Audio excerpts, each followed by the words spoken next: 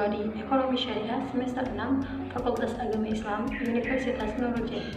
Di sini saya akan menjelaskan tentang manajemen portofolio investasi di pasar modal. Dosen pengampu Bapak Temi Wijaya. Investasi yaitu penempatan sejumlah dana pada saat ini dengan harapan untuk memperoleh keuntungan di masa yang akan datang. Jadi setiap orang yang berinvestasi itu pasti akan berharap bahwa suatu saat ia pasti akan mendapatkan keuntungan gitu. Bentuk-bentuk investasinya itu ada dua. Yang pertama investasi nyata dan yang kedua investasi keuangan.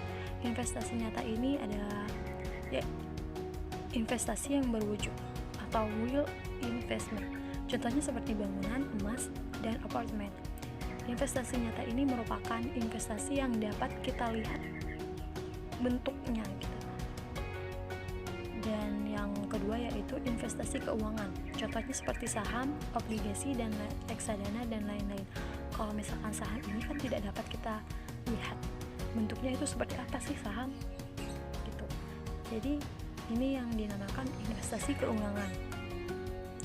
Yang kedua, maksud saya adalah tipe investasi. Di sini ada dua, yaitu investasi langsung dan investasi tidak langsung. Investasi langsung adalah mereka yang memiliki dana dapat langsung berinvestasi dengan membeli secara langsung suatu aktiva keuangan dari suatu perusahaan yang dapat dilakukan baik melalui perantara atau cara lainnya. Dan yang kedua adalah investasi tidak langsung adalah mereka yang memiliki dana dapat melakukan investasi dengan tidak terlibat secara langsung atau pembelian aktiva keuangan cukup dengan memegang dalam bentuk saham atau obligasi. Jadi investasi tidak langsung ini adalah mereka itu hanya bisa membeli sahamnya dan mereka itu tidak terlibat langsung dalam pembelian aktivanya.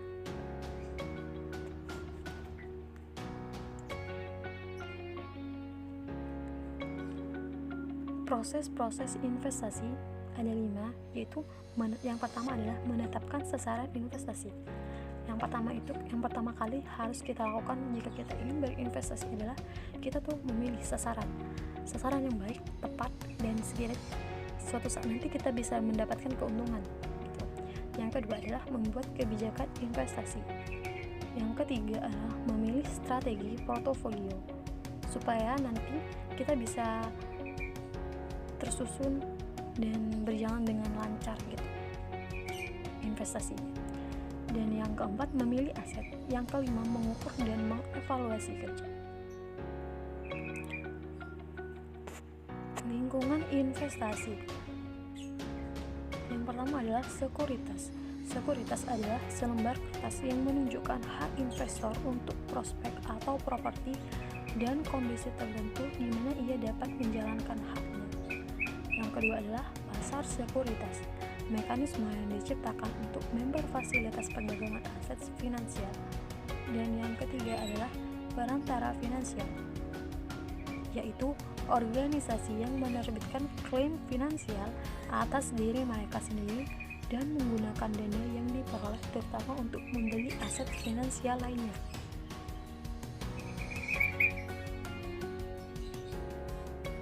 Pengertian dari financial market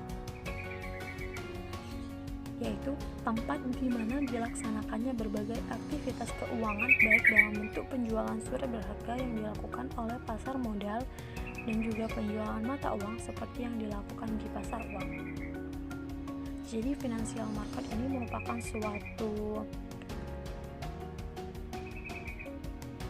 suatu tempat yang di mana di situ melakukan berbagai kegiatan yaitu penjualan surat berharga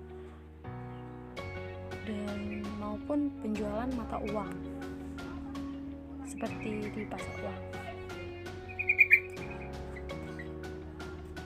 Untuk selanjutnya yaitu bentuk-bentuk financial market.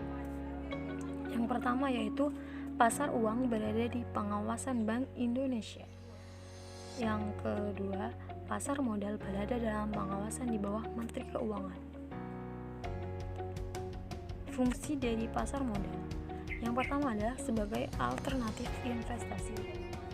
Yang kedua adalah sebagai dana jangka panjang. Yang ketiga, sebagai alat untuk melakukan investasi.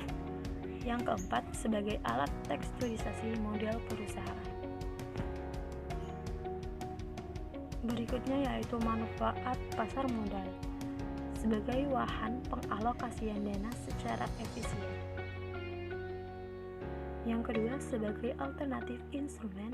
Yang ketiga, memungkinkan para investor untuk memiliki perusahaan yang sehat dan berprospek baik. Dan yang terakhir yaitu pelaksanaan manajemen perusahaan secara profesional dan transparan. Untuk selanjutnya yaitu instrumen pasar modal. Yang pertama adalah obligasi, yaitu surat yang menyatakan bahwa pemilik surat memberikan pinjaman kepada perusahaan yang menerbitkan obligasi. Dan yang kedua adalah nilai rate of return atau yield.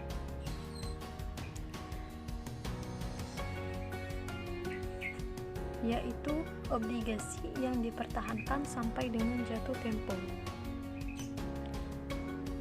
Dan selanjutnya yaitu analisis portofolio. Portofolio yaitu sebuah bidang ilmu yang khusus mengkaji tentang bagaimana cara yang dilakukan oleh seorang investor untuk menurunkan risiko dalam berinvestasi secara seminimal mungkin, termasuk salah satunya dengan menganekaragamkan risiko tersebut. Tujuan dari pembentukan portofolio itu ada 3. Yang pertama adalah berusaha untuk memberikan keuntungan yang maksimum sesuai yang diharapkan. Yang kedua, menciptakan risiko yang minimum. Dan yang ketiga, menciptakan continuity dalam bisnis.